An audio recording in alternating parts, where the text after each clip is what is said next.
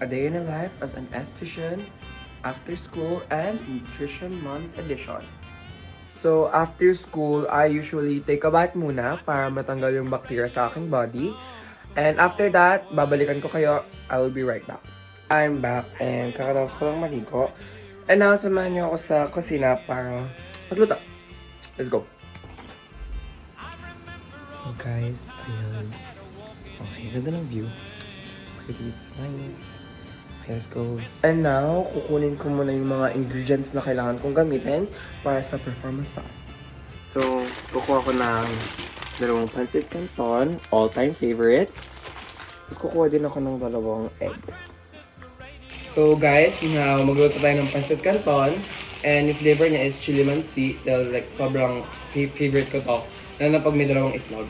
So Hoy, let's start. anong ginagawa mo? Anong niluluto mo? Magluto nga pancit canton. Ito, gulay. Ano po yan? Magsalad ka. Salad. Guys, dahil pinagbawalan ako magpancit canton. And hindi ko alam kung anong gagawin ko sa mga gulay. So magsasalad na lang siguro ako. So samahan niyo ako gumawa ng salad.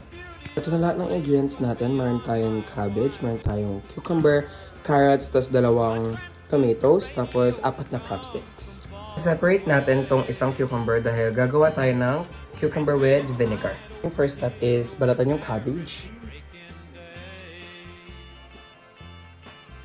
After mahati ng cabbage, ilalagay naman natin ito sa bowl.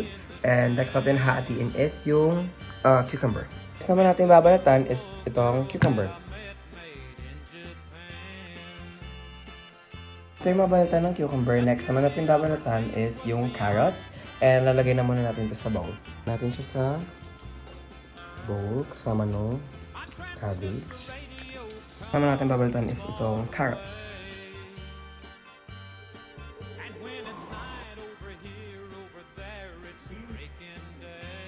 After natin balatan yung carrots, lalagay na rin natin siya sa bowl kasama ng cabbage and ng cucumber.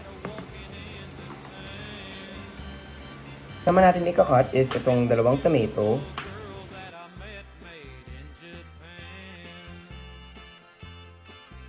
After mahati ng tomato, lalagyan na natin siya sa bowl. Then, lalagay ko na lang yung mga crab stick dito. Lagyan natin yung mayonnaise. And, i-mix na lang natin siya after.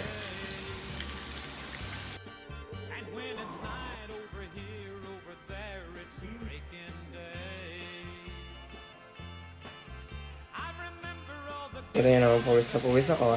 Pero next natin gagawin is yung cucumber with vinegar. So, you just watch. Kailangan natin is of course yung cucumber, tapos brown sugar, pepper, and white vinegar. So, yung first step natin is hatiin yung cucumber.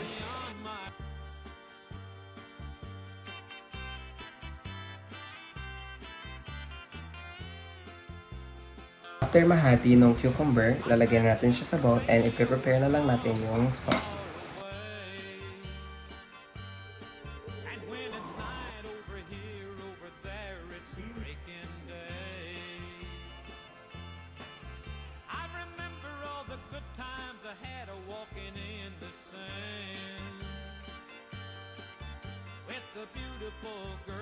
Guys, ito na yung final product. Ito yung salad and ito yung cucumber with vinegar. Next natin gagawin is tikman.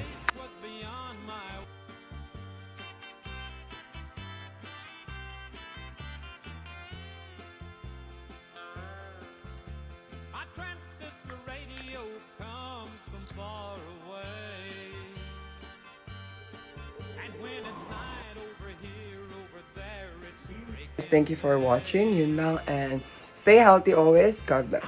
Bye-bye. Good times I had a walking in the sand